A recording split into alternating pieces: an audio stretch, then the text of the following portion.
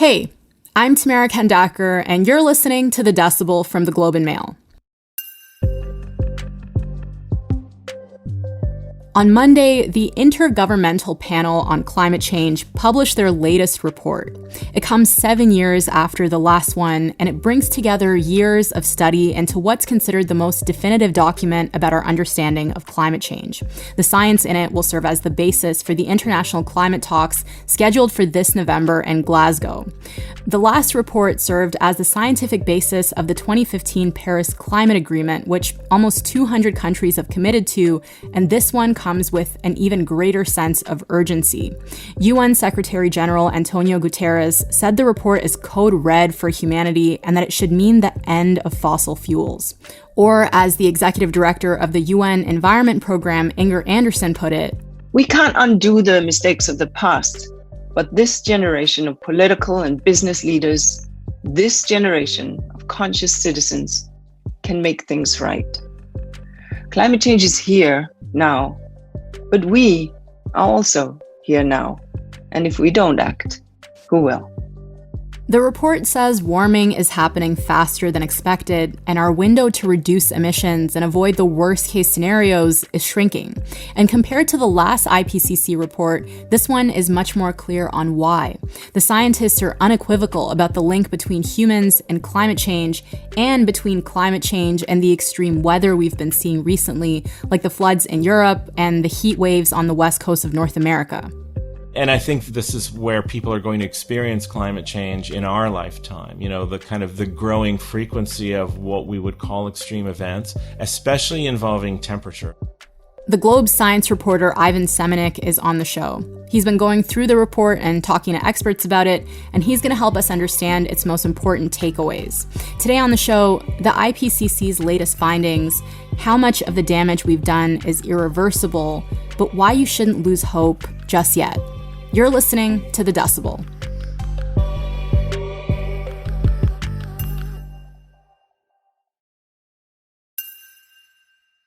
Hey, Ivan, welcome. How are you? I'm very well, thank you. Thank you so much for doing this. I know you've been up for a really long time watching the press conference about this report. So I guess before we get into the findings, can we start with why the IPCC report is so important and why was it so highly anticipated? Got it. Well, you know, the IPCC has been around since 1988, and over that period of time, more than 30 years, they've sort of been the global authority on what we understand about the science of climate change. They don't do any of their own research. They don't have scientists in lab coats and labs running around the planet. What they do is they collate, gather, and distill all of the published research that's out there, models and simulations and observations, everything that's coming from different climate groups around the world, and basically with a cast of hundreds of authors, try to synthesize all of that into a snapshot of what we know. We've seen climate change go first from this hypothetical problem to a real-world phenomena that we are experiencing right now. And now I think what's different about this latest version is the fingerprint of the human influence is now kind of unequivocal. You know, not only can the scientists say that, yes, the climate is changing, it's changing right now, but also the main driver of this is fossil fuel emissions. And because of the negotiations that are going to be happening later this year, in a sense, this report kind of it becomes the reference frame, the common reference frame for negotiators. Right. And this is the first of 3 parts of the report. So this one is about the physical science or the physical basis of the science. They call it the physical basis of climate change. And oddly enough, this is the one that's maybe the least contentious, partly because it's so grounded in the physics. It's so grounded in the number crunching of what the atmosphere is doing. The third one tends to be the most controversial and contentious because that's the group that deals with mitigation strategies, and especially how much do we have to reduce emissions to avoid the worst effects of climate change? And that's where the arguing really starts. The one difference is because of COVID, these reports have been delayed a little bit. So the second and third aren't due to come out until early next year. That means this report is really the only one ahead of those climate talks. And I think it's going to get a lot of exposure for that reason. Yeah. Okay. So You mentioned the human influence on climate change. So let's start with that. So the last report from the IPCC was in 2014, and it said that the climate was changing, but this one explicitly says it's changing because of humans. And tell me what the report concludes about human influence on climate change and why there's more certainty around this now than there was before. There's been this development in modeling and in what's called attribution science, where you can really run all these scenarios like, well, what happens if we weren't emitting CO2? You sort of run, multiple thousands of simulations and start to see more clearly what that human effect is. So basically, the way they break it down is sort of kind of three main effects. And when you combine them all, it's a very close match for what the observations say. The strongest effect is the warming due to greenhouse gases, primarily carbon dioxide, but also methane and some other greenhouse gases as well. And those are human emissions. Then there are all these natural effects. That includes changes in the sun, how much energy the sun's putting out. The sun is pretty steady, but it's still kind of a bit jittery when you get close to it. It's changing all the time. There are volcanoes, that are spewing out dust and so on into the atmosphere, so that changes things over time. And also there are ocean cycles, El Nino and so on. We hear about these all the time that affect the weather over kind of multi-year cycles. So those natural cycles are in there too, but they tend to be steady over the long term. And probably on top of everything else, there's a long-term cooling that's been going on for many, many years. If we weren't emitting industrial fossil fuels and so on, maybe the Earth would gradually be heading towards a new ice age, but that would be off somewhere far into the future. That's probably not going to happen now because we're warming things. Anyway, you combine all those things together and you end up with this net warming, which shows that it looks like the Earth is now about 1.1 degrees Celsius warmer on average than it was, prior to kind of that 1850 to 1900 period. Yeah. And that's a significant change, and that's what you would expect when you combine all those effects with fossil fuels being the strongest. This report reaffirms that there is a near linear relationship between the cumulative amount of emissions of CO2 in the atmosphere from human activities and the extent of observed and future warming. This is physics. This means that the only way to limit global warming is to reach net zero CO2 emissions at the global scale. So countries that signed the 2015 Paris Climate Agreement, Canada is one of them, and this came in the wake of the last IPCC report in 2014. So all these countries are committed to not letting temperatures rise more than 2 degrees over pre-industrial levels. Preferred target is 1.5 degrees in order to avoid some of the most disastrous consequences of climate change. So does that mean that we've missed the goal of the Paris Climate Agreement? The scientists never want to say sort of absolutely, because there's a range of possibilities. But if we haven't missed it, we're getting very, very close. The pace of climate change is accelerating somewhat relative to the previous assessment. The projection is now that 1.5 threshold, that's the preferred target in the Paris Agreement, will be crossed almost no matter what scenario you look at in the next 20 years. So that's even if we start cutting emissions today, total global warming is likely to rise around 1.5 degrees in the next 20 years. They allow a little bit of wiggle room where they say, like, if there was like an immediate massive reduction right now, maybe we would just get under that bar. But I think realistically, most of the scenarios, given that our emissions are still, increasing, and that CO2 is just piling up, that we're more likely to get over that bar. So, and right now we're at 1.1, and you can argue that we're starting to see the effects in every region of the globe. Some of it is, like steady long-term, like the sea level rise, like the loss of glaciers and ice sheets. Some of it is more sporadic, like the extreme weather events. But, the idea is we'll see more of this in more places more often. And as the temperature rises, that will increase in frequency and intensity. So that's where the 2 degrees starts to become really the question. That's sort of kind of the ceiling that the Paris Agreement is aiming for. And I think it speaks to having to take some urgent action to see if we can meet that. What does it mean that within the next 20 years, we're likely to see a 1.5 degree increase in temperatures above pre-industrial levels? If we're already seeing the consequences now, what could things look like if we reach that level? It's a really interesting number, and I think it's hard to ascribe it's not like a switch. I think the real basis partly is a policy basis, to try to mark that 1.5 threshold, or that was the point, I think, of marking that 1 threshold.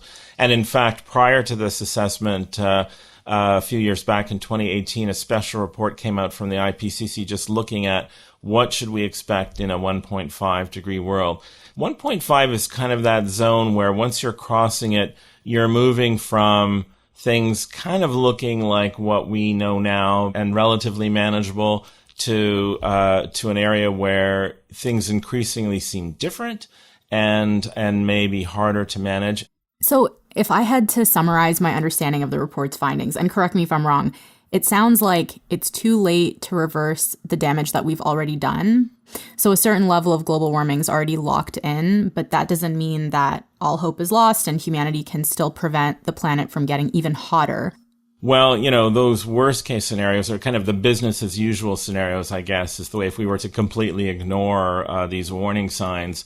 I think it's becoming increasingly clear that we are looking at large parts of the earth, potentially not being habitable.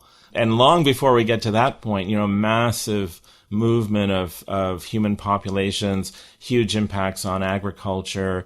So, one interesting comment in my story today came from Rick Smith, who's president of the Canadian Centre for Climate Solutions, just noting that we've kind of moved from a conversation focus where climate change used to be sort of an environmental issue. Now it's really like a health and well-being issue, or people are starting to see it more that way. And it's a social issue too, if it's going to start to mean lots and lots of people having to move to different parts of the earth and changes like that. So there is, at that extreme end, extreme just means we don't change. We could see a really substantially different planet by the end of the century. And as you say, some of those changes are baked in. Like the sea level rise, that's coming. There's a certain amount of sea level rise we know we're going to get because the CO2 that causes it is already in the air. It's just there's a long delay for something like sea level rise. Other things are more immediate. So what that means is we're going to have to adapt to a changing climate no matter what. But if you wanted to take the approach, well, why don't we just adapt? Let's just adapt to everything. We have good ingenuity. We're clever humans. We can think of ways. But I think the response to that from the policy and from the scientific community is that no. It's going to be the adaptations we have to make are going to be hard enough as it is. So what we're going to need to do, both adapting and trying to stop the warming as much as possible beyond where we're at now. And it's going to be a combination of those two things, which is how we're going to get through it.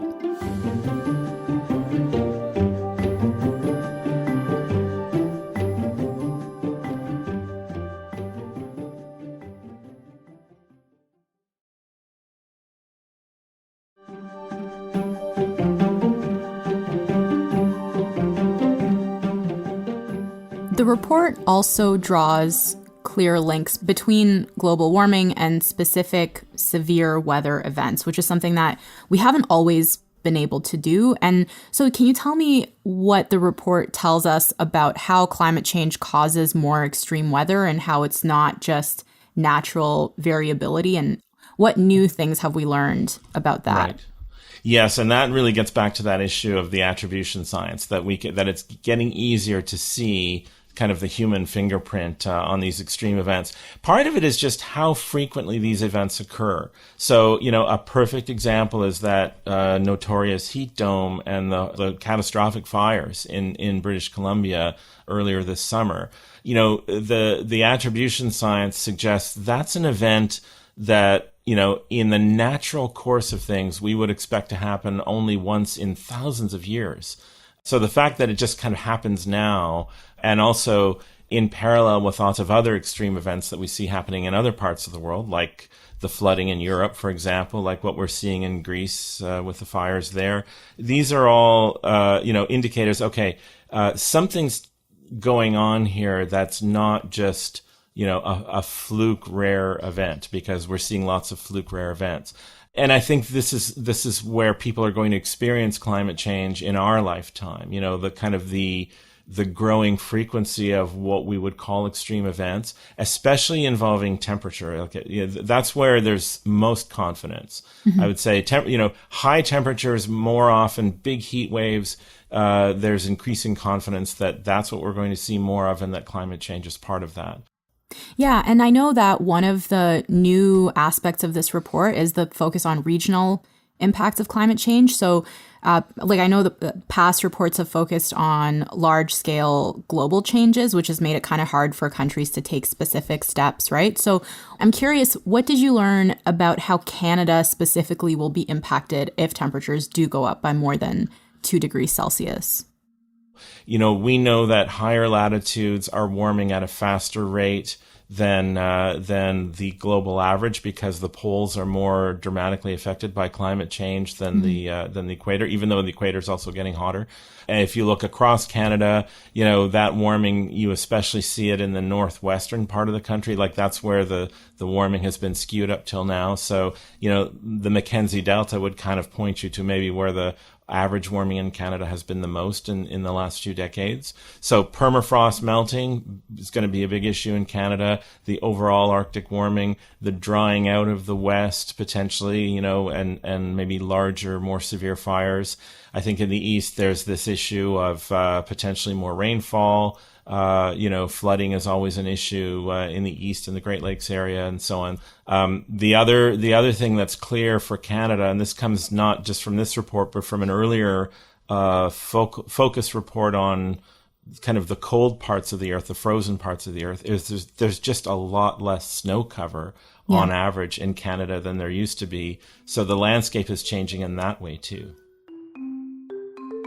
We have begun observing climate extremes more often than before.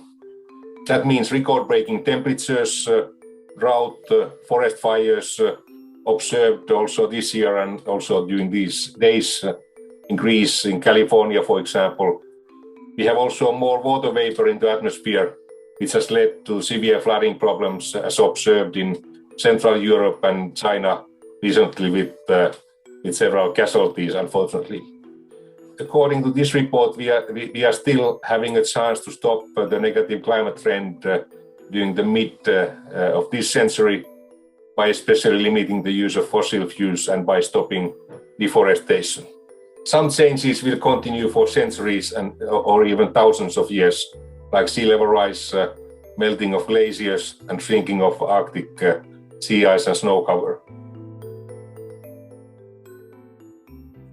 So it sounds like in order to avert the worst, we have to be way more ambitious than what we agreed to under the Paris Climate Accord. It's a big question to answer, but what steps do you think we need to be taking, or does the report say anything about that?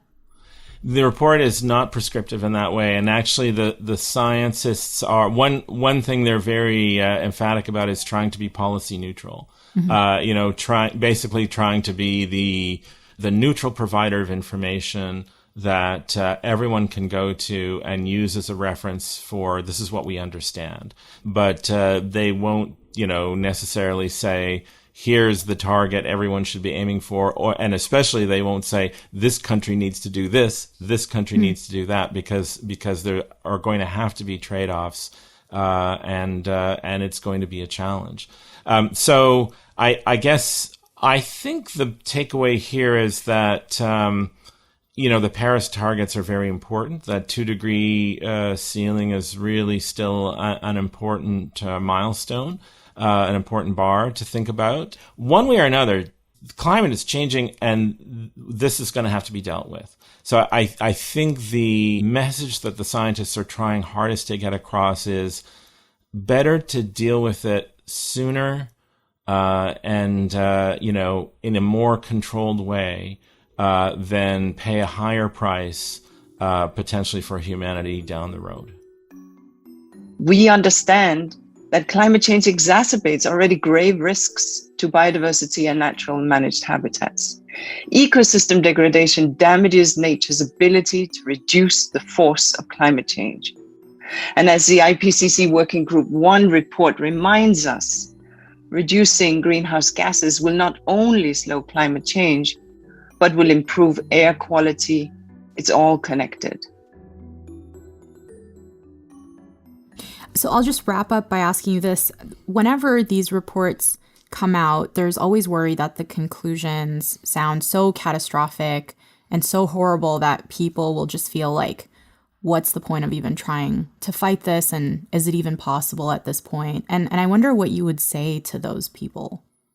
I would say take the long view. I would say, we're here as this generation as part of a longer term project. The longer term project is managing the planet and the environment of the planet, and also managing ourselves, managing equity and social justice and, everything that's important for human well-being for all the people that are living on Earth today. We're part of a multi-generational project since the beginning of civilization to try to make humanity work and try to make it work on planet Earth.